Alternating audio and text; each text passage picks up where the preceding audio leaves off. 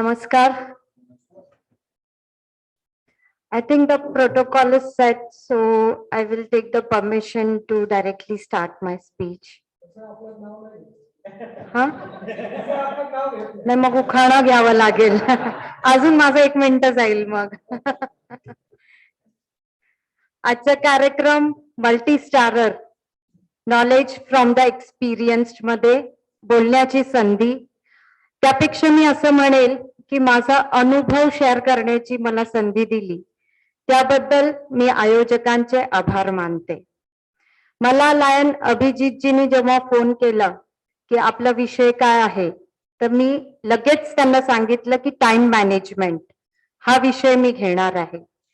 कारण लायनिझम आणि नगर रिजनला time management करणे फार महत्वाचे आणि गरजेचे आहे. आपल्यातले जे लायन मेंबर्स आहे हा प्रत्येक मेंबर एक प्रोफेशनल आहे आणि त्यांना आपलं प्रोफेशन सांभाळावं लागतं.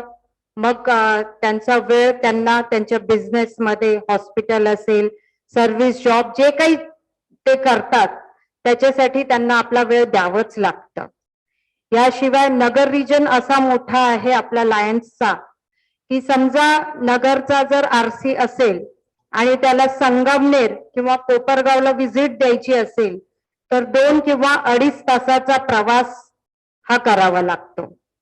मग डिस्ट्रिक्टचा काही कार्यक्रम असेल पुण्याला तर 2 किंवा 3 तासाचा प्रवास हा निश्चितच आहे. म्हणजे सांगायचा अर्थ की it is not possible for any member to manage the profession at the same time to give time for Lionism without planning time properly.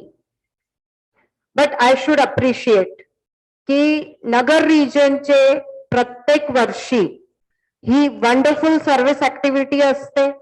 and secondly we all arrange seminars and other events to maintain fellowship between us and we also give a stunning presence in our district programs and events.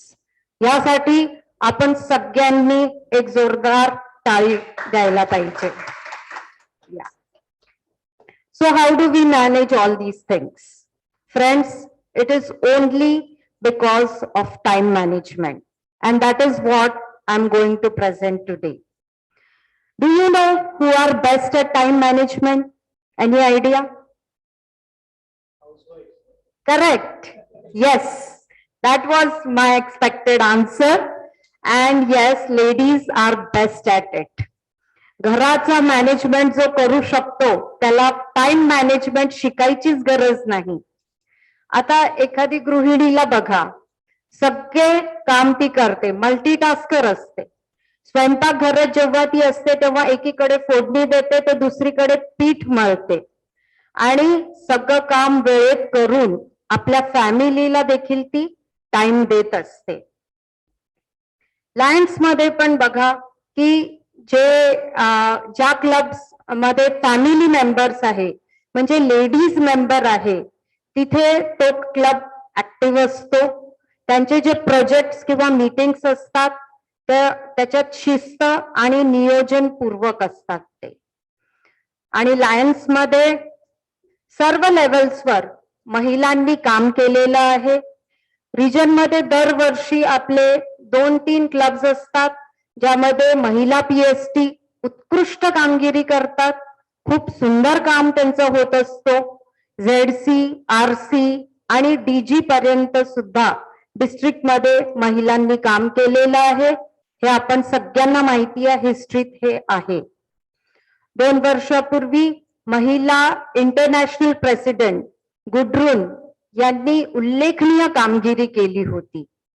So what I mean to tell is there is nothing which can stop women from reaching to the topmost position. Again, I would like to underline that it is because women are excellent time managers. Today, we are going to talk on time management for your work and also for Lionism. I would share a few points for effective and efficient work with proper time management. कुठलंही काम हे 2 कॅरेक्टरिस्टिक्सनी बनलेलं असतं. तर हे 4 भाग कुठले पहिले आपण पाहूया. काम कसा असतो? महत्वाचा, इम्पॉर्टंट किंवा अर्जंट, तातडीचं. तिसरा नॉन इम्पॉर्टंट, महत्वाचे नसलेले. आणि चौथा नॉन अर्जंट, म्हणजे कमी तातडीचा किंवा सवडीचा. आता प्रत्येक काम या 2 कॅरेक्टरिस्टिक्स मधनं आपण त्याच्या एका भागामध्ये टाकू शकतो, म्हणजे एखाद्या क्वाड्रंट मध्ये आपण त्याला टाकू शकतो. तर पहिला क्वाड्रंट कुठला होणार? तर first quadrant will be important and urgent. अशी कामं जी महत्वाची पण आहे आणि तातडीची पण आहे. काही उदाहरणं देईल मी यासाठी. म्हणजे जर आपली तब्येत खराब असेल आणि डॉक्टरकडे जायचं आहे, तर that thing falls into the first quadrant. Important पण आहे आणि अर्जंट पण आहे. मग एखादी आपल्या घरातली मशीन खराब असेल तर ती दुरुस्त करणे फर्स्ट क्वाड्रंट. एखाद्या कामाची डेडलाईन जर जवळ असेल तर that is important and urgent. So this is the first quadrant. Now the second quadrant is important but not urgent. यासाठी मी काही एक्झाम्पल्स देते. बेसिकली याच्यात येणारे जे काम आहे ते आहे प्लॅनिंग करायचे किंवा ट्रेनिंग घेण्याचे किंवा गोल सेटिंग, अशा पद्धतीची कामं सेकंड क्वाड्रंट मध्ये येतात. एक महत्वाची गोष्ट या क्वाड्रंट मध्ये येते ती म्हणजे आपण डेली जे एक्सरसाइज करायला पाहिजे, योगासन, अशी कामं देखील सेकंड क्वाड्रंट मध्ये असतात. आणि आपण लक्ष दिलं असेल की जर आपण सेकंड क्वाड्रंट मध्ये कामं पूर्ण केली, याच्यात जास्ती वेळ दिलं, तर ही कामं फर्स्ट क्वाड्रंट मध्ये जाणार नाही. आता आपण थर्ड क्वाड्रंट पाहूया. तो म्हणजे नॉन इम्पॉर्टंट बट अर्जंट. यासाठी काही एक्झाम्पल्स देते. म्हणजे सपोजिंग आपला फोन वाजला तर इट इज नॉट इम्पॉर्टंट की आपण तो फोन उचलायला पाहिजे, बट इट इज अर्जंट की आपण एक तर तो सायलेंट करावा किंवा त्यांना 1 मिनिटात निरोप द्यावा की आय कॉल यू बॅक. तर ह्या क्वाड्रंट मध्ये अशी कामं येणार. मग मेसेज ऑन मोबाईल हा पण या क्वाड्रंट मध्ये येणार. फॉलोअप मीटिंग्स आणि एक अजून महत्वाचं म्हणजे इंटरप्शन्स. आता समजा हा कार्यक्रम सुरू आहे आणि बाहेरनं एक निरोप आला की कार रॉंगली पार्क्ड आहे. So it is not important की लगेच त्याचा इथे उल्लेख झाला पाहिजे, बट इट इज अर्जंट कारण त्या गाडीमुळे ट्रॅफिक जॅम झाला आहे. So that is the third quadrant. आता the last quadrant, that is the fourth quadrant, and that is non important and non urgent. कळलंच असेल की ह्या क्वाड्रंट मध्ये कसल्या गोष्टी येणार आहे. अगदी कामे जी निवांत, मज्जेची आणि एंटरटेनमेंटची आहे. म्हणजे उदाहरणसाठी सांगायचं तर टीव्ही पाहणे, सिनेमा पाहणे, नेटफ्लिक्स सिरीज पाहणे, बिंज वॉचिंग आपण ज्याला म्हणतो, एकानंतर एक एपिसोड चालूच असतात. 2-2, 3-3 रात्रीचे 4-4 वाजतात. So those kind of thing comes in this quadrant. सोबत आपण कधी कधी गॉसिप करतो किंवा टिंगल टवाळ्या करतो. ह्या गोष्टी फोर्थ क्वाड्रंटच्या आहे. तर अशा प्रकारे हे 4 क्वाड्रंट्स आहे. आणि आपण काय करायला पाहिजे की आठवड्याभरामध्ये जी कामं आहे ती या क्वाड्रंट मध्ये विभागून त्यांना आपण किती वेळ दिला आहे ते आपण पाहायला पाहिजे आणि त्या वेळेची आपण बेरीज करायला पाहिजे.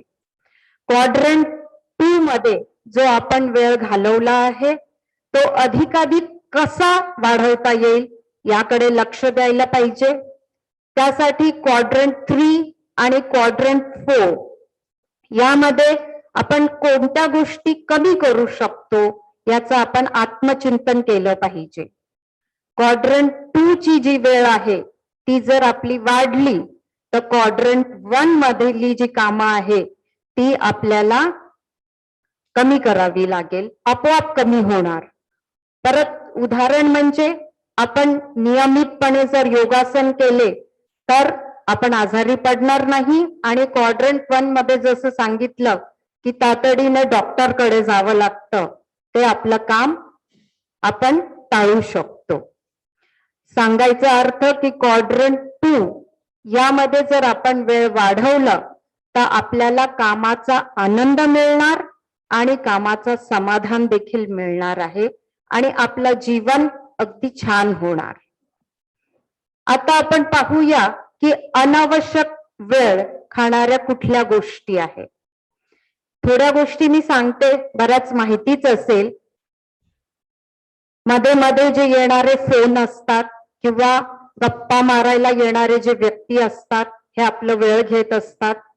गॉसिप करणे, हरवलेली वस्तू शोधणे किंवा सामान सापडण्यामध्ये जे आपण वेळ टाकतो ही अनावश्यक आपण याच्यात वेळ टाकतो. पुअर कम्युनिकेशन, उदाहरणासाठी सांगायचं तर की ड्रायव्हरला जर मी सांगितलं की अमुक ठिकाणीहून माझं जर असं सामान घेऊन ये आणि मी प्रॉपरली जर त्याला ऍड्रेस नाही दिलं तर त्यामध्ये त्याचा वेळ जाणार आणि मग आपलं काम पण लांबला जातो.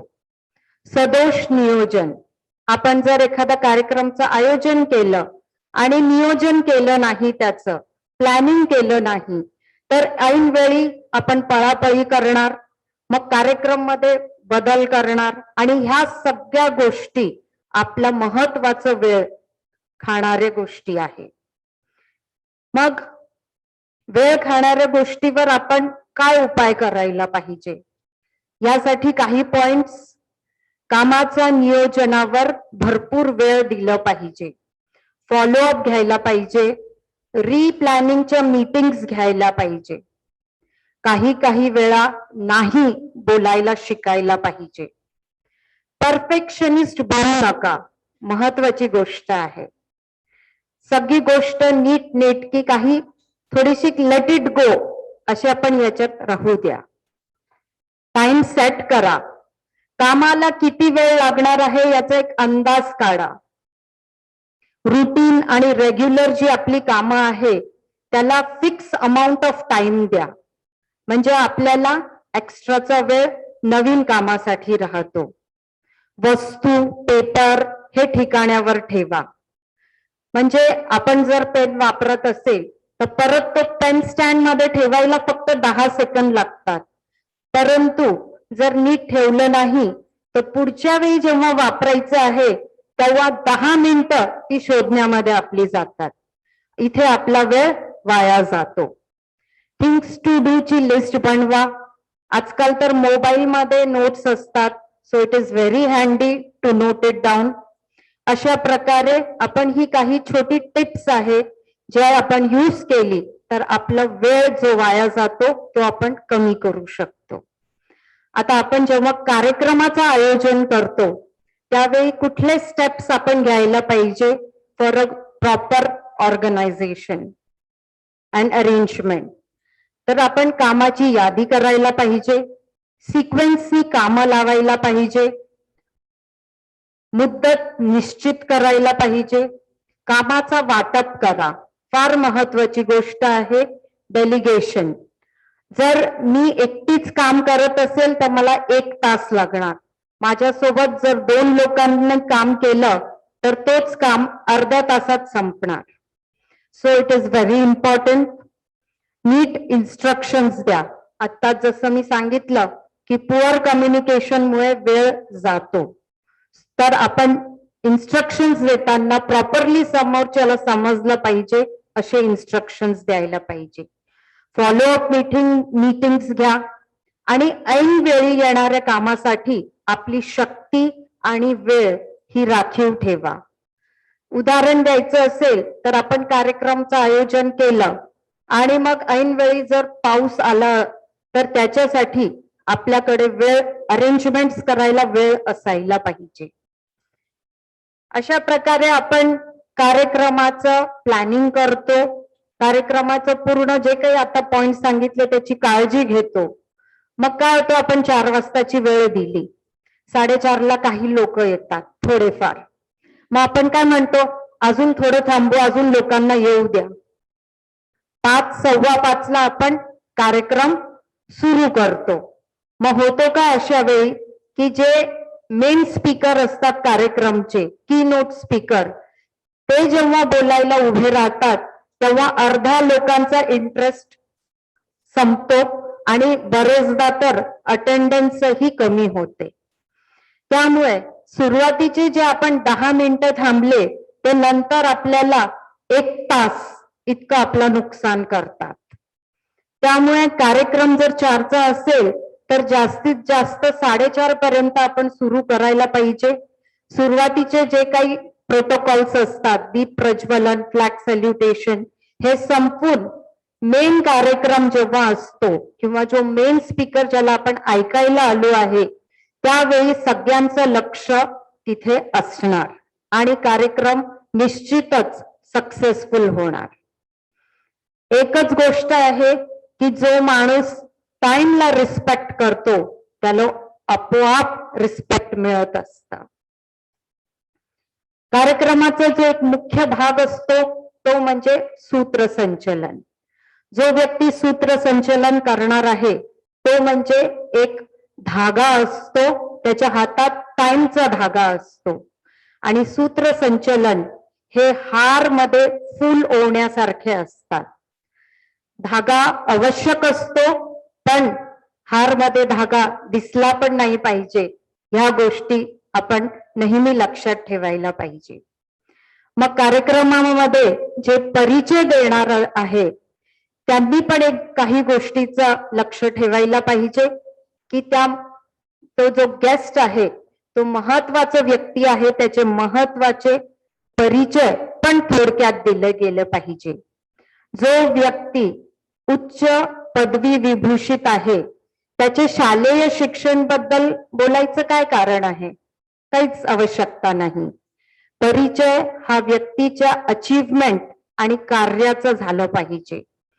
एक गोष्ट नेहमी लक्षात ठेवा की ऑडियन्स आणि गेस्ट स्पीकर यांच्यामध्ये आपण परिचय देणार आहे. ऑडियन्सला गेस्ट स्पीकरला ऐकायचं आहे, त्यामुळे आपण कमीत कमी बोलायला पाहिजे. आता जर आपण कार्यक्रम मध्ये ऍज अ स्पीकर गेले आहे तर तुम्ही जे गायडन्स देणार, तुमचं जो स्पीच होणार त्यासाठी पण आपण वेळ कशी पाळायला पाहिजे यासाठी आपण काही गोष्टी पाहूया. पहिली म्हणजे की आपल्याला जेवढा वेळ दिला आहे तो आपण काटेकोरपणे पाळायला पाहिजे. मग आपण आपली तयारी 10 मिनिटासाठी, 15 मिनिटासाठी आणि 20 मिनिटासाठी अशी करायला पाहिजे. का बरं? कारण जर वेळ असेल तर आपण आपला भाषण कमी देखील करू शकतो आणि जर वेळ असेल तर थोडं त्याला आपण वाढवू शकतो. भाषण हा कसा असायला पाहिजे? स्वीट डिश सारखा. म्हणजे कसं की पोट भरून पाहिजे पण कमी पण नको आणि मन समाधान झालं पाहिजे आणि पुढच्या वेळी खाऊशी वाटायला पाहिजे आणि शिवाय ते असं पण वाटायला पाहिजे की अजूनही असतं तरी चाललं असतं. तर काही कारणामुळे कधी कार्यक्रमामध्ये उशीर झाला तर त्या स्पीकरनी भान ठेवायला पाहिजे आणि आपलं स्पीच थोडस कट डाऊन करून बोलायला पाहिजे. Because there is always a next time to speak. तर अशा प्रकारे जर आपण ह्या गोष्टी फॉलो केल्या तर निश्चितच आपला कार्यक्रम हा वेल ऑर्गनाइज्ड, वेल अरेंज्ड आणि मेमोरेबल होणार. ही गोष्ट फार महत्वाची आहे. मला दिलेला टाइम आता मी पाळायला पाहिजे because I am talking about time management. So I just wind up. Once again I will thank the organizer for giving me time to speak, and thank you audience for giving a patient ear. Thank you very much.